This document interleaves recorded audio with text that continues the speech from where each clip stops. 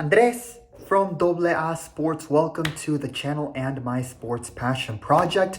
In this video, I will be talking more about the Mexico national team and the news that was announced regarding future matches this year as they build up for this year's Gold Cup in the summer, as well as build up for the World Cup next year, which they will co-host with the United States and Canada.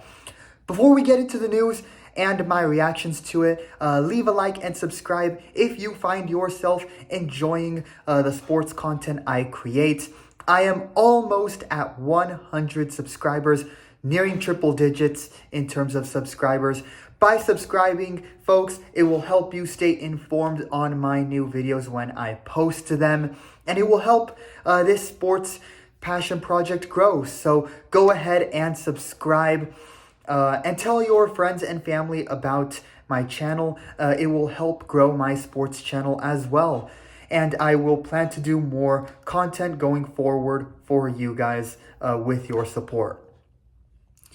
So this week, the Mexican Football Federation announced that the national team will play 2 matches against European teams. The first one against Switzerland will be on June 7th in Salt Lake City, and the second will be against Turkey in Chapel Hill, North Carolina. That game will be played on June 10th. Both games will be part of the FIFA international calendar, and both games will be in preparation for the Copa Oro in the summer, but are also part of the overall plan to, again, develop the team for 2026. So 2 games, both against European competition.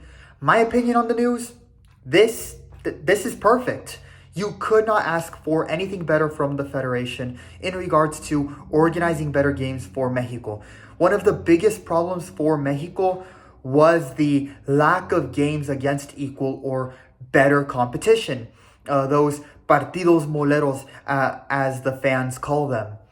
Many fans have greatly criticized the idea of constantly playing a smaller team like Grenada over trying to schedule games versus European national teams, or your Brazils or Japans of international football. And many fans feel this has greatly hurt the national team in terms of development and improving, and a big reason why they have had the poor showing that they had in 2022 and in the Copa America last year. And obviously with such poor results, plus the partidos moleros that weren't helping the team, fans grew frustrated, and as we saw in their first games after the Copa America, fans began to boycott and protest the team, not going to the games. This caught the eyes of the FMF, and they realized that these partidos moleros were to the detriment of the national team's growth. And it was clearly time to change things in regard to the matches they play, especially if they want to have a good showing in the World Cup that they are going to co-host. This is why we saw them in October last year play a hybrid friendly game against Valencia, and in January play 2 games against South American clubs. The Federation is acknowledging that in order to improve, the national team has to play against competition that is as good or better than them and elevates their level of play. And if they can't schedule a match like that against a national team, they are better off scheduling games against elite club teams that help elevate the Mexico national team, and would essentially do the same as a match against a European team.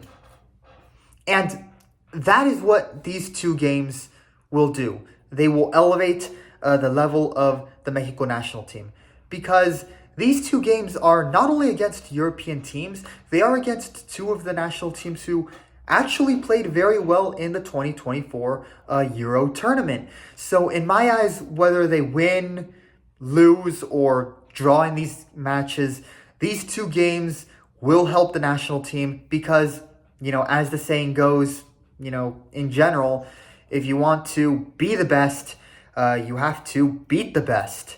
And the same exact idea applies here. In order for Mexico to be able to improve and become one of the best teams in the world, they have to play against these other top tier teams.